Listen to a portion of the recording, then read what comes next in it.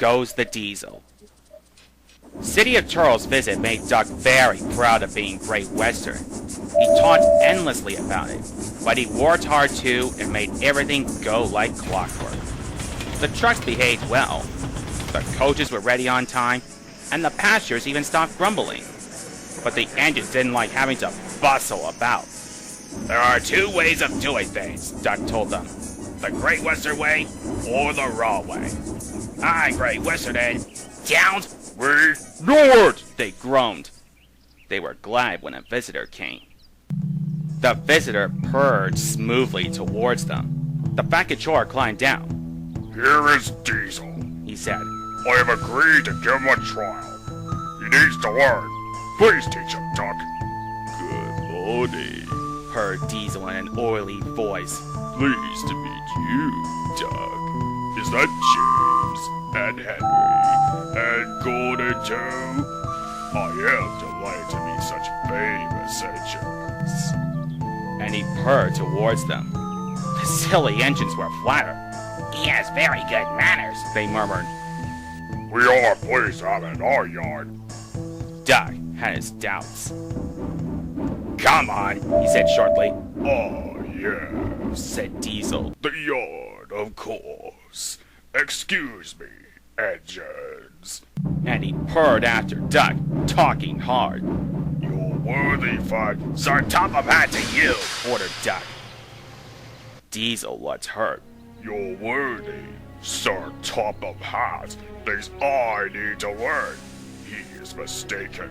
We Diesels don't need to learn. We know everything. We've come to a yard and improve it. We are revolutionary. Oh, said Duck.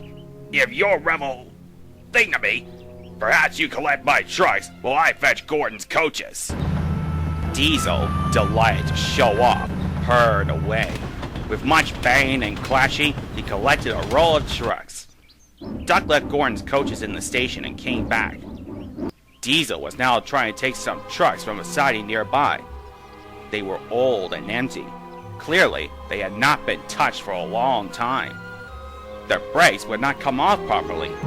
Diesel found them hard to move. Pull, push, backwards, forwards. Ow! Ow! The trucks groaned. We can't! We won't! Duck watched the operation with interest. Diesel lost patience. He roared and gave a great heave. The trucks charged forward. Ow! Ow! They screamed. We can't! We won't! Some of their brakes broke, and the gear hanging down bumped on the rails and sleepers. We can't! We won't! Ow! Their trailing brakes caught in the points and locked themselves solid. Roared Diesel. A rusty coupling broke, and he shot forward suddenly by himself. Chuckled Duck. Diesel recovered and tried to push the trucks back, but they wouldn't move, and he had to give up. Duck ran quietly round to where the other trucks all stood in line. Thank you for arranging these, Diesel, he said. I must go now. Don't you want this lot? No, thank you. Diesel gulped. And why am I taking all this trouble? He almost shrieked. Why'd you tell me?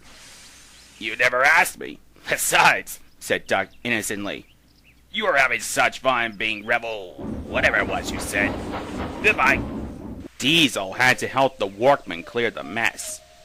He hated it. All the trucks and coaches were laughing. Presently, he heard them singing. Their song grew louder and louder, and soon it echoed through the yard. Trucks are waiting in the yard, tackling down with Diesel. Show the world what I can do, Gilly boasts the Diesel. In and out he creeps about like a big black weasel. When he pulls the round trucks out, ha, goes the Diesel. He growled and scurried away, sulked in the shed.